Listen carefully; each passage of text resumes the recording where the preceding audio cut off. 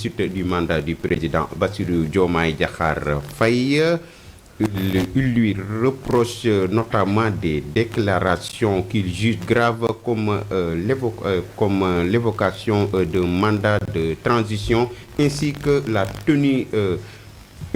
tenue répétée d'activités politiques en pleine gestion du pouvoir noonu la ko rek daal di xamle muy mbir moo xamante ne Mayoro Diop nag mooy directeur de la coopération décentralisée bu ministre de l'urbanisme moom nag Pastef la bokk waaye daal sànni nay xeex premier ministre ba ndaxte daal nee na moom lam sàkku rek te bëgg ko mooy rek njiitu réew mi président Bassirou Diomaye Diakhar Faye daal di dàq Ousmane Sonko jële ko ca bopp gouvernement ba loolu mooy bëgg-bëgg bi mu bëgg a am waaye tamit mu ngay wax rek ne daal jamono joo xam ne dañuy liggéey it ki nga xam ne mooy premier ministre Ousmane Sonko lamtal rek mooy daal nekk ci wàllu politique ba di organiser ak yoom seen yooyu nag yu nu war a wax la mu daal di koy bàyyi parole yi nag ba mu koy yëkkatee tamit rek nee na Ousmane Sonko daal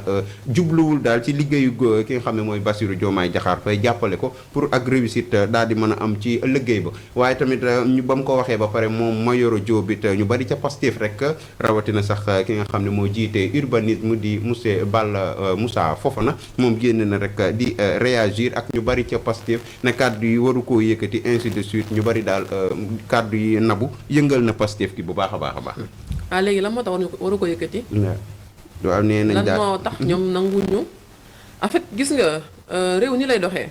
soit dañuy bëgg mu avancer ñu avancer ànd ak moom. soit on va reculer ñu taxaw def seetaan. moom ce qu'il a fait xoolu ci parti Pastef la bokk wala bokk fa. moom Mayoro Diop mi li mu wax dafa leer. Je demande qu'il soit renvoyé parce qu'il ne travaille pas pour la réussite du mandat du président, mais pour son échec. Et il n'est pas le seul à le souligner. Il n'est pas le seul à citer li nga xamante ne mooy li nga xam moo nekk di am. Parce que toujours dañuy gis que il y a une contradiction. Parce qu'on ne peut pas concevoir un président de la République qui fait son discours le 3 avril 2026. 66e anniversaire d'indépendance au Sénégal. di renforcer confiance en soi aux Sénégalais yi di dalal xelu Sénégalais yi son premier ministre sort pour faire le contraire c'est comme si que nit ngay gas kii di suul.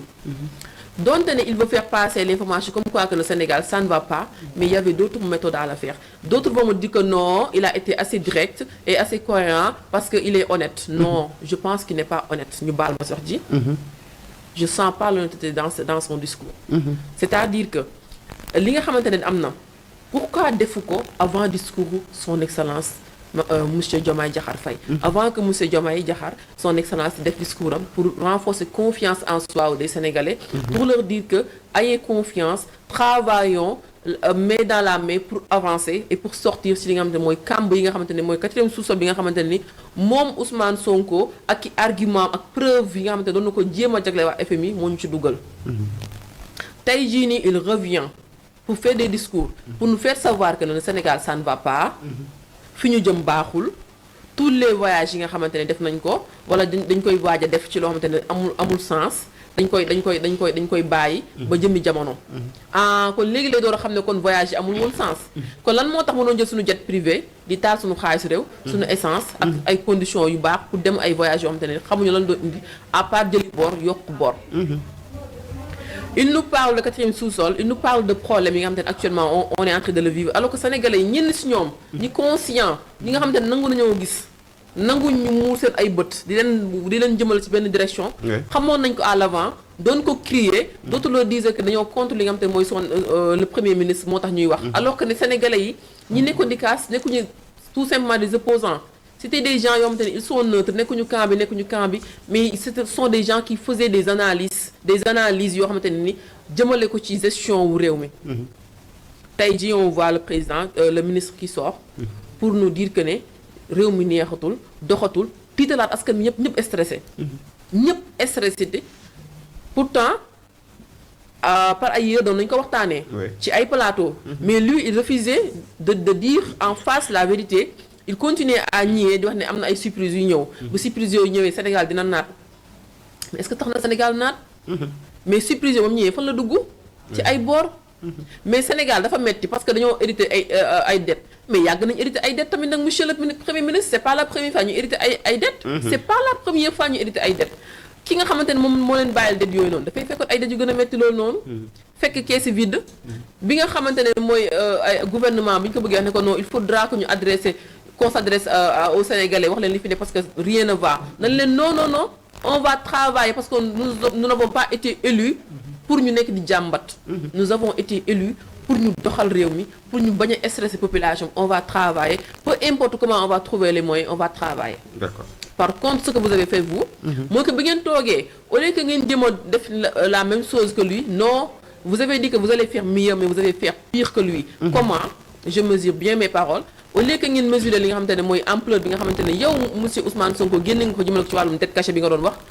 mesurer woo les conséquences ak li nga xamante mooy éventuel problème yi nga xam moom la ñu nekk di dund te yow nga teg ñu ko à travers li nga xamante mooy génne gi nga génne ne wax coowal dette cachée boobu noonu tubaab bi ils ont été très intelligents bàyyi la ci bien bi xam nañ ne dette cachée amul parce que ñoom dafa ñu dina jàpp leen seen 1 franc fu mu dugg xam nañ ko parce que seen xaalis ñoom ñoo koy contrôler directement 1 franc bu ñu la perfusé xam nañ fan lay dugg donc nga ñëw génne leen ay preuves may leen occasion nu ñu leen xeexee parce que déjà da ngeen ñëw ak lan slogan France dégage ñu bàyyi leen ak seen mbir na leen doxal leen ngeen di doxal demul ngeen di jéem a doxal demul sénégalais yi pousse leen ngeen vidé suñu ay poches di dagg ay impôt fu ñu dem ñu sisañu comme ay sensu mais taxul dara dox ba léegi kàmb gaa ngi fi ngeen gën a encore wàkki kàmb gi bëgg ñu gëmloo que ne toujours vous voulez nous faire croire que ne vous avez hérité de ce qui se passe oui d'accord d'une part vous avez hérité comme les gouvernements précédents mais vous avez augmenté les difficultés instant yi défis yi Sénégalais yi nekk di faire face ñenn ñi def ils étaient conscients mais ñi conscient wul woon peut-être dinañ commencé di conscient te ku tiitu woon Adama wax naa la ko ku tiitu woon nga mën a tiit man dama tiit parce que mënuma concevoir le président def li nga mooy discours am génn Ousmane Sonko def le contraire wax le contraire maintenant li nga xamante ne moom la ki nga Mayoro wax mais il a raison du question de dàq de wàccee la te fi sa morom parce que boo mënul da ngay nangu ne mënoo très franchement man Seynabou du ma bëgg ne man dama bëgg toog télé di wax te mënuma wax donc damay nangu ne mënuma wax soit ma dem jàngi wax ma nangu ñu critiquer ma nañ jàngi wax ma ñëwaat mën a wax ak askan ñu may déglu mais du ma ne mënuma wax ba toog fi di wax ay puuca paaca nit ñi di ma en fait duñ ma déglu en fait damay daana sax ma nekk donc loolu amul sens man je ne suis pas contre le premier ministre non parce que xamuma ci Adama ak ci Awa man peut-être man maa ko xam man maa koy gis man maa koy déglu mais li may déglu aussi man maa koy xam di ko interpréter ak sénégalais yi nga xam te ñu ngi koy déglu donc Mayoro mi nekkul parce que dafa am joie de vivre am wala am envie tout simplement toog di wax non d'accord parce que dafa def ay remarques def ay analyses il a compris que ne ça ne va pas et il faudra que pour mu dem nag ñu xool ku compétent ñu teg ko à la place qu'il faut mu mun a doxal parce que ça ne va pas incompétence bi ça se remarque ça se voit ça se sent c'est palpable c'est visible donc nag bu fekkee mënul dem dañu xool feneen fi nga xamante ne il est am na compétence ñu teg ko fa après ñu xool ko xamante ne mën na gérer réew mi gérer ko parce que depuis 2 ans nag Adama réew mi doxul réew mi doxatul mu nga merci beaucoup Nabou ci